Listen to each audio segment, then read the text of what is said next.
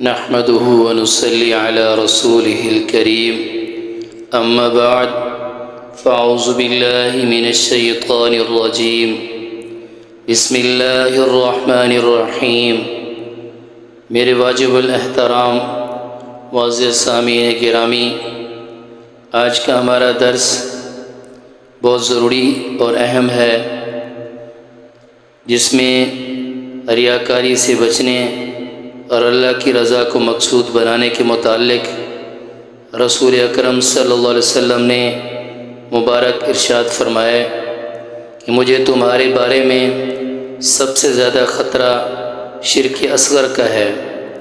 صحابہ کرام رضوان اللہ تعالی علیہ مجمعین نے عرض کیا، یا رسول اللہ صلی اللہ علیہ وسلم، شرک اصغر کیا ہے؟ آپ نے فرمایا، وہ ہے ریاکاری، یعنی دکھاوے کے لیے کوئی کام کرنا۔ میرے عزیز دوستو، اللہ تبارک و تعالی نے انسان کی زندگی کا مقصد اللہ کی رضا حاصل کرنا قرار دیا ہے، اسی لیے کہ زندگی کا کوئی عمل بھی اللہ کے ہاں اس وقت قابل قبول ہوگا جو صرف اور صرف اس نیت سے کیا گیا ہو کہ اللہ اس سے راضی ہو جائے۔ اس نیک نیتی کو اخلاص کہا گیا ہے۔ اخلاص للہیت کا مطلب یہی ہے کہ ہر اچھا کام یا کسی سے اچھا سلوک صرف اسی نیت سے کیا جائے کہ ہمارا خالق و مالک، ہمارا پروردگار ہم سے راضی ہو جائے، ہم پر رحمت فرمائے۔ دین اسلام میں واضح طور پر اس کی تعلیم دی گئی کہ اعمال و اخلاق صرف ظاہری طور پر مقصود نہیں، بلکہ ان اعمال و اخلاق کا اصل مقصد اللہ کی رضا جوئی ہے، اور اگر زندگی کے ان کاموں کا مقصد اللہ کی رضا نہ ہو بلکہ کوئی اور مقصد ہو، نام و نمود، ریاکاری یا دوسروں کو دکھانا مقصود ہو، تو اللہ کے نزدیک ان کاموں کی کوئی قیمت اور کوئی حیثیت نہیں۔ اور ایسا ہونا بھی چاہیے کہ انسان اپنے لیے بھی یہی اصول پسند کرتا ہے۔ جیسے کوئی شخص آپ کی بڑی خدمت کرتا ہے، آپ کو تحفے ہدیے دیتا ہے، لیکن پھر کسی ذریعے سے آپ کو معلوم ہو جائے کہ اس آپ کے ساتھ کوئی خلوص نہیں، بلکہ یہ تو سب کچھ اپنی ذاتی مفاد کی وجہ سے یا اپنے کوئی کام نکلوانے کے لیے کر رہا تھا،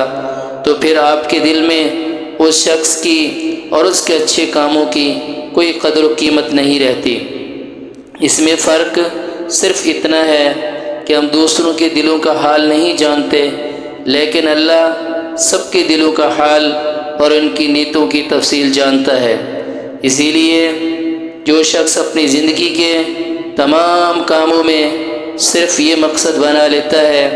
کہ اللہ میرے اعمال سے راضی ہو اور خوش ہو جائے، تو اللہ ان اعمال کو قبول کر کے راضی ہو جاتا ہے، دنیا میں اپنی رحمت نازل کرتا ہے اور آخرت میں بھی اس کا اجر و ثواب عطا فرمائے گا۔ لیکن اگر کسی دنیا کے مقصد کی خاطر کام کیا تو اللہ وہ دنیا کا مقصد تو پورا کرا دیتا ہے، لیکن آخرت میں اس کا کوئی حصہ نہیں رہتا۔ ارشاد باری تعالی ہے، من کان یرید حرث الآخرہ نزد له فی حرثہ ومن کان یرید حرث الدنیا نؤتہ منہا وما له فی الآخرۃ من نصیب۔ فرمایا، جو کوئی آخرت کی کھیتی چاہتا ہے تو ہم اس کو اس کے پھل میں اور اضافہ کر کے دے دیں گے، اور جو کہ دنیا کی کھیتی چاہے تو ہم اس کو اس میں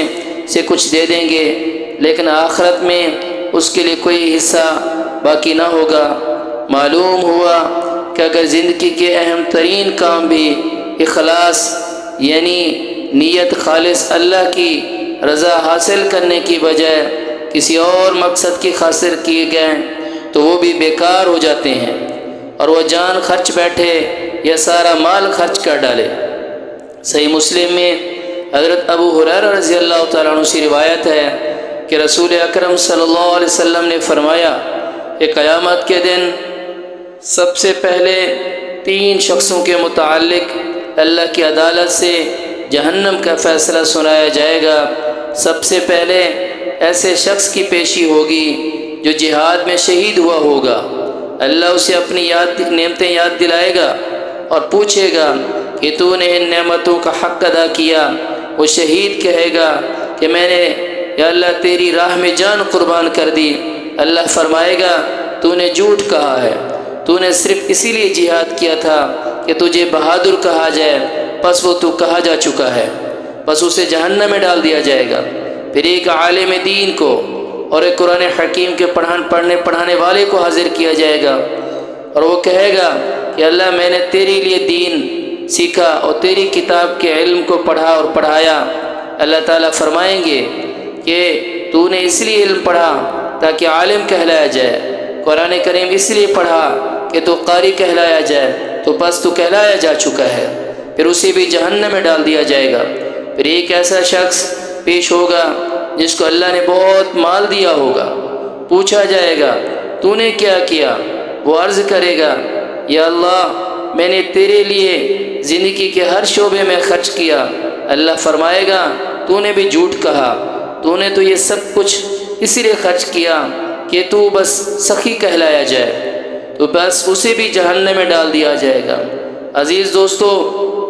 دیکھا جائے کہ جان خرچ کر کے شہید ہو جانا، علم حاصل کرنا، قرآن کی تلاوت کرنا، مال خرچ کرنا، یہ سب کتنا اعلیٰ درجے کے نیک کام ہیں، لیکن جب یہ کام اللہ کی رضا کی بجائے کسی اور مقصد کی خاطر کیے جائیں تو بالکل بیکار ہو جاتے ہیں۔ اسی لیے رسول اکرم صلی اللہ علیہ وسلم نے تمام نیک اعمال کا دار و مدار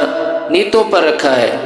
انما الاعمال بالنیات، جو انسان زندگی کے ہر اچھے عمل میں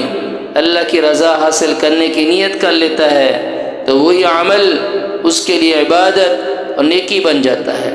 مال خرچ کرتا ہے تو وہ ارشاد باری تعالیٰ کے مطابق خوب اجر و ثواب پاتا ہے، اور جب جان خرچ کرتا ہے تو جہاد کے دوران شہداء نے اللہ کی راہ میں جان قربان کر کے شہادت کا رتبہ پایا اور ایسی زندگی پالی کہ جس کے بارے میں اللہ تعالیٰ نے فرمایا کہ تم اللہ کے راستے میں جان قربان کرنے والوں کو مردہ مت کہو بلکہ وہ زندہ ہیں،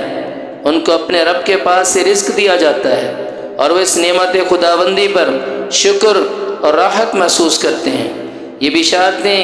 یہ اللہ کا فضل صرف اس وقت نصیب ہوتا ہے جب انسان تمام نیک اعمال میں اللہ کی رضا حاصل کرنے کے لیے کرے گا۔ دعا ہے اللہ رب العزت سے اللہ ہمیں بھی اپنی زندگی میں تمام نیک اعمال میں رضا الہی حاصل کرنے والا بنا دے، آمین۔ وآخر دعوانا ان الحمد للہ رب العالمین۔